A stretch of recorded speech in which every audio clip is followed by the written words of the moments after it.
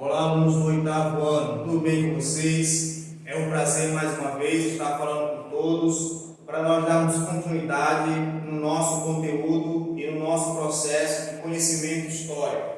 A nossa aula de hoje está na página 104 até a página de número 106 do livro de história de vocês. E hoje especificamente vamos falar sobre as ideias iluministas que quando cruzaram o Atlântico. Então sabemos que o iluminismo começou lá na Europa, um momento em que há uma ruptura com o pensamento propriamente dito da igreja. Estamos saindo de um momento, um rompimento com a igreja do momento medieval, estamos vivendo uma nova época a partir do Renascimento, das luzes, e agora vamos compreender a partir das ideias de filósofos, de cientistas e pesquisadores, rompendo totalmente com as ideias, entre aspas, da igreja, ok? Isso lá na Europa. Agora nós vamos ver de uma forma geral as características desse iluminismo vindo para a América, para o continente americano.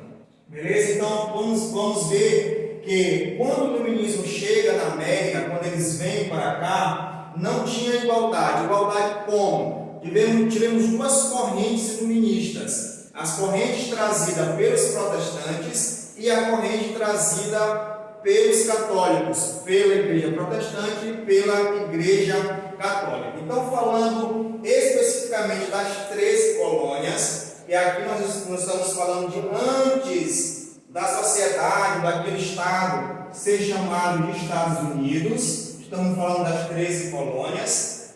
Estamos falando de puritanos. Quem eram os puritanos? Eram protestantes que vieram da Inglaterra com o objetivo de explorar e de habitar essa parte do continente americano. Então, com isso, eles fundaram Massachusetts e foram principalmente presbiterianos e luteranos. Foram eles também, por exemplo, que fundaram a Universidade de Harvard, por exemplo, que é muito conhecida e muito desejada por vários pesquisadores, vários estudantes. Dentro desse processo de ideias iluministas trazidas pelos protestantes, então, nós temos os quarks. Quem eram esses quarks? Então, eu coloquei aqui algumas características desta sociedade, deste povo, para vocês compreenderem, para ficar um pouco mais didático.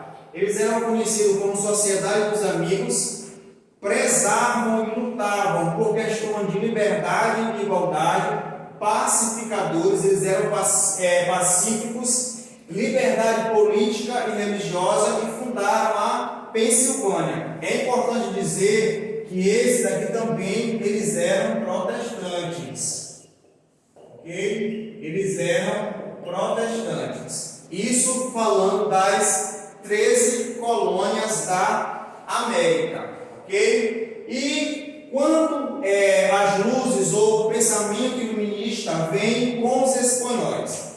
Bom, aqui já muda o sentido da coisa. Enquanto as 13 colônias da América elas foram povoadas, exploradas pelos puritanos, pelos protestantes, propriamente dito, aqui na América Espanhola, inclusive no Brasil, embora o Brasil não seja ou não faça parte da América Espanhola, tivemos a presença marcante da Igreja Católica.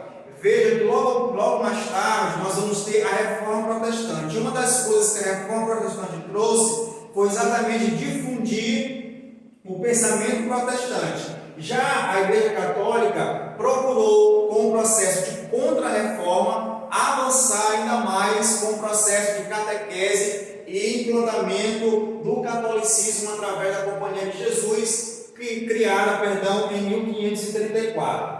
Então, o que a Igreja faz? Ela persegue totalmente as ideias iluministas. Lembre que nós falamos lá no início, estamos saindo da Idade Média, estamos saindo do período que a Igreja dominava o pensamento da sociedade e vamos para o pensamento científico, filosófico, trazido justamente pelos iluministas e adotado pelos protestantes que chegaram à América e fundaram as 13 colônias. Já com a América Espanhola é diferente. A Igreja Católica chega, a Igreja Católica toma o espaço, persegue as ideias iluministas e enquadra ou implementa três importantes questões de liberdade. A liberdade natural, que é a liberdade que o indivíduo já tem quando ele nasce. Uma liberdade civil, que é uma liberdade constituída, o que faz a pessoa ser um cidadão. E a liberdade política, que é uma liberdade que dá direito à pessoa exercer o direito do voto, um cargo político, um cargo público, por assim dizer. Então nós temos duas vertentes de pensamentos iluministas quando vieram para o continente americano. Um pensamento trazido revolucionário pelas 13 colônias da América, pelos protestantes, e de um lado a América Espanhola trazendo o pensamento católico, tentando abafar com todas as suas forças, perseguindo o pensamento iluminista, o pensamento científico, por assim dizer. Ok? Espero que vocês tenham entendido o conteúdo de hoje. Tem uma atividade para vocês na página 206, questões 1 e 2. Um grande abraço para vocês e até o próximo encontro.